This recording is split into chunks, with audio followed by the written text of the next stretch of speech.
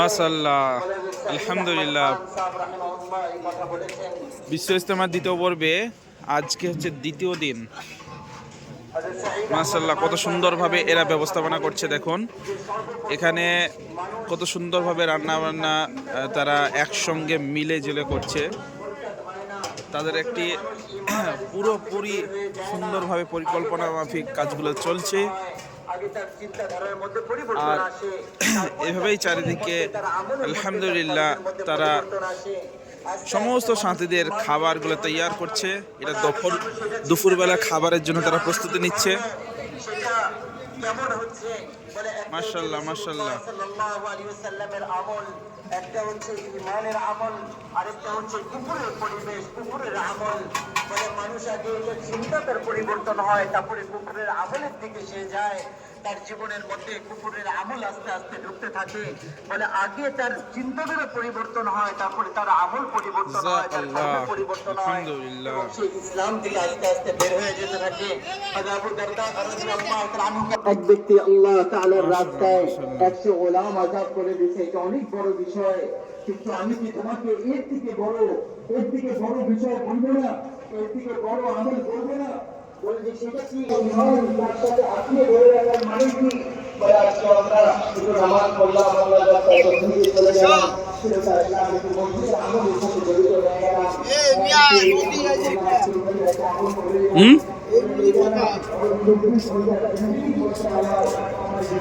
মাশাআল্লাহ, এই ব্যবস্থার পাশেই তুরাত নদী।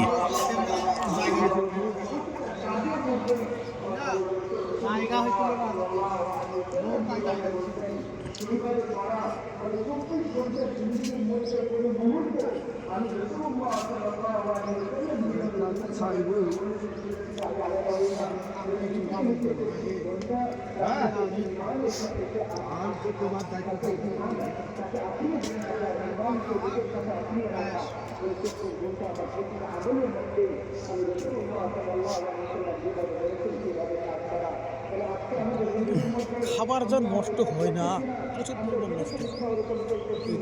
এটা হলো ইন্ডিয়া।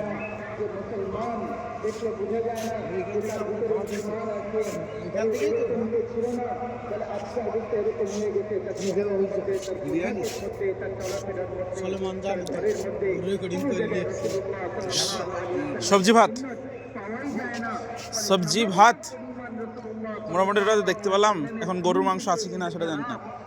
একজন নিষেধ ভিডিও করতে নিষেধ করছে। এ ভাই বন্ধ করেন।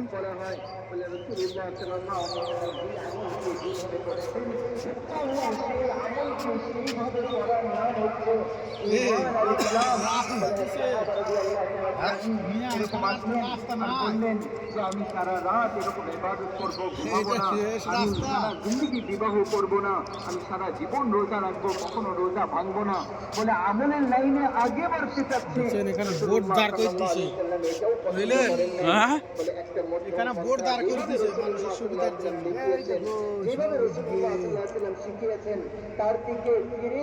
সব এই বোর্ডগুলো সব দাঁড় করে দিয়েছে। এ মিয়া চলেন না ওই পারে যাই একবার। সুবহানাল্লাহ, সুবহানাল্লাহ। কি দেখতেছেন? সুবহানাল্লাহ।